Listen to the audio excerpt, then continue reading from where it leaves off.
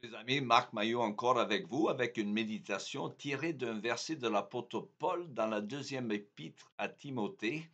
Paul écrit: Je connais celui en qui j'ai cru, et je sais qu'il est assez puissant pour garder tout ce qu'il m'a confié jusqu'au jour du jugement. Alors, comment l'apôtre Paul savait que le Dieu en qui il avait mis sa confiance était digne de foi? Après tout, Paul, il a eu une vie très difficile une fois devenu chrétien.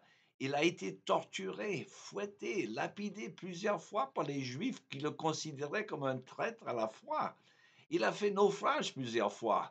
Bref, il a beaucoup souffert pour le nom de Jésus, dont il défendait pourtant la cause. Alors comment savait-il que Jésus était fiable? Comment savons-nous que Dieu est fiable? Sur quoi notre confiance en lui est-elle basée? Alors la réponse à ces questions dépend largement de notre relation avec lui. Or, cette relation doit être fondée sur ce que nous savons de lui par sa propre révélation dans la nature dont la grandeur doit nous épater continuellement. Plus nous considérons les merveilles de la nature, le code génétique par exemple, ou les réalités astronomiques, plus nous voyons la grandeur de Dieu. Mais notre confiance dans la bonté de Dieu est basée largement sur le fait que nous savons par la Bible ce que ce Dieu d'amour a accepté de souffrir pour nous par pur amour de sa création.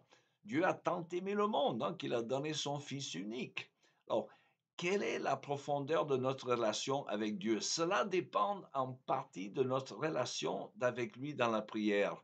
Faire confiance à Dieu, même si nous ne comprenons pas pleinement ce qu'il fait, est-ce que c'est raisonnable? Alors, l'une des réponses les plus éclairantes a été apportée par le philosophe d'Oxford Basil Mitchell dans sa célèbre parabole du chef de la résistance. Alors, imaginez que vous êtes en France occupée pendant la Seconde Guerre mondiale et que vous souhaitez rejoindre le mouvement de résistance contre les nazis. Un soir, dans un bar du coin, un inconnu s'approche de vous et se présente comme le chef des partisans locaux. Il passe la soirée avec vous, vous expliquant les exigences générales de vos fonctions, vous permettant d'évaluer sa fiabilité, en vous proposant de ne pas aller plus loin. Mais son avertissement est sévère. Si vous vous engagez, votre vie sera en danger. Et ce sera votre seule rencontre face à face avec lui. Et ensuite, vous recevrez des ordres et vous devrez les suivre sans poser de questions, souvent dans l'ignorance totale du pourquoi et du comment des opérations, et toujours avec la peur terrifiante que votre confiance soit trahie. Une telle confiance est-elle raisonnable? Alors parfois, ce que fait le chef de la résistance est évident. Il aide les membres de la résistance. Dieu merci, il est de notre côté, dites-vous. Mais parfois, ce n'est pas évident. Il est en uniforme de la Gestapo, arrêtant des partisans et à votre insu les libérant pour les aider à échapper aux nazis. Mais il faut toujours faire confiance et suivre les ordres sans poser de questions, malgré les apparences, quoi qu'il arrive. Le chef de la résistance sait mieux que quiconque, dites-vous.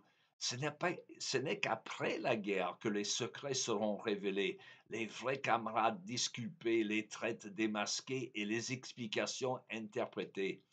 Donc la parabole du chef de la résistance illustre bien les dilemmes de la foi dans un monde déchu. Le mal n'est pas un problème parce que Dieu est trop petit, bien qu'il fasse de son mieux, mais parce que Dieu est si grand qu'on ne peut pas s'attendre à ce que nous sachions ce qu'il fait.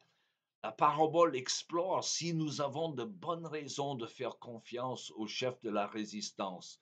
Les chrétiens peuvent regarder Jésus et dire: Père, je ne comprends pas toujours tout ce que tu fais, mais j'ai confiance en ta bonté. Tu es de mon côté.